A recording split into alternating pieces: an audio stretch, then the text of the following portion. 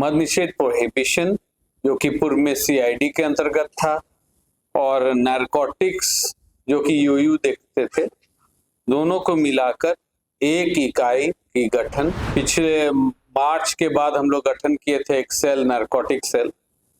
उसे मालूम हुआ कि नेपाल से, म्यांमार से, राजस्थान का सीमावर्ती जो पाकिस्तान का बॉर्डर, सबके लोग कुछ न कुछ रडार में आए। उसका एक बड़ा नेटवर्क डिटेक्ट हुआ जब केंद्रीय एजेंसी के सूचना पर हम लोग ने एक ऑटो को पीछा किया और उस ऑटो वाले चालक का घर जो राम बाईपास पर था, उसके घर में छापामारी हुई।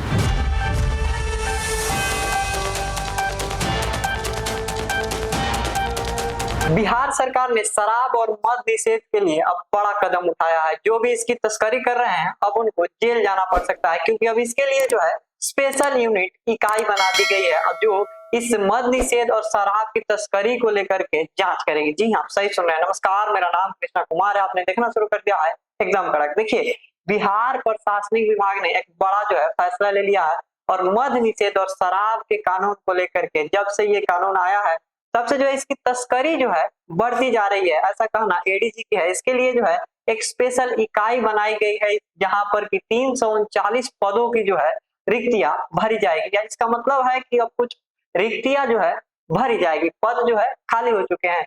उन्होंने ये भी बताया कि बिहार में बढ़ते मादक पदार्थों को लेकर के जो दिन प्रतिदिन तस्करी बढ़ रही है, इसके लिए स्पेशल यूनिट बना दिया गया है। आपको बता दें कि कुछ संगठित गिरोह थे, उनको पकड़ने की पूरी तैयारी कर दी गई है, और कुछ नए सृजन पद भी आ रहे हैं। इन सब के बारे में एडीजी क्या कहते हुए नजर आ रहे हैं, पहले आइए इनकी बातों को सुनते हैं। एडीजी ऑपरेशन कम हेडक्वार्टर के रूप में आपको संबोधन कर रहा हूं।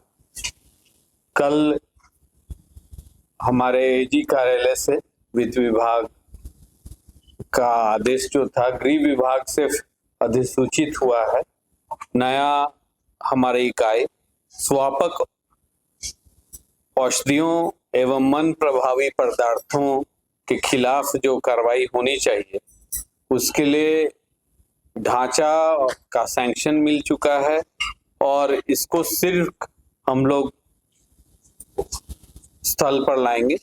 मद निषेध एवं राज्य स्वापक नियंत्रण ब्यूरो, मद निषेध प्रोहिबिशन जो कि पूर्व में सीआईडी के अंतर्गत था, और नारकोटिक्स जो कि यूयू देखते थे, दोनों को मिलाकर एक इकाई की गठन। इस इकाई की खासियत यह है कि इसकी अपनी थाना होगी। एटीएस की जिस तरह से थाना का पूरा बिहार क्षेत्र है, उसी प्रकार ये नारकोटिक्स और प्रोहिबिशन की जो इकाई बनेगी, इसकी बिहार पूरा क्षेत्र रहेगी। हम लोग जो थोड़ा बहुत एसटीएफ से किए हैं नारकोटिक्स पर, नारकोटिक्स और ये नशीले पदार्थ जिसमें चरस, गांजा, अफीम, ओपियम, केमिकल ड्रग्स सब आते हैं, उनकी नेटवर्क काफी बड़ा रहती है। पिछले मार्च के बाद हम लोग गठन किए थे एक सेल, नारकोटिक सेल। उसे मालूम हुआ कि नेपाल से, म्यांमार से, राजस्थान का सीमावर्ती जो पाकिस्तान का बॉर्डर, सबके लोग कुछ न कुछ रडार में आए। इस तरह से संगठित अपराध को टैकल करने के लिए थाना होना काफी जरूरत है, क्योंकि अनुसंधान ही से सब चीज होता है।